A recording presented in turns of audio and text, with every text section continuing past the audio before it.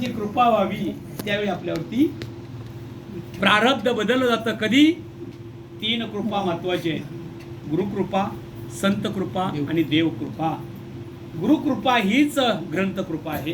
ग्रंथ वाचत जावा, ग्रंथांचं श्रवण करत जावा, ग्रंथ वाचतेवेळी एकांतामध्ये असा, त्यांचा अभ्यास करा. अभ्यास केल्यानंतर तुम्ही स्थिर राहील. हे मन हे चंचल आहे. स्थिर करण्याचं एकच साधन म्हणजे अभ्यास.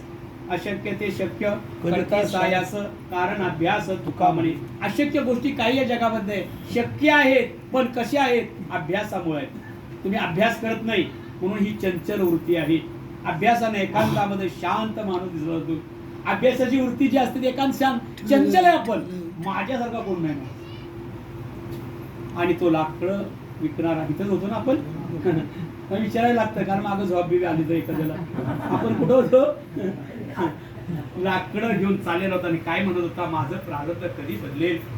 बघा, तुम्ही सुद्धा तसं करून बघा, तुमचं सुद्धा प्रारब्ध बदलेल. एखादा धनाचा हांडा जर सापडला तर तुमचं प्रारब्ध नक्कीच बदलेल.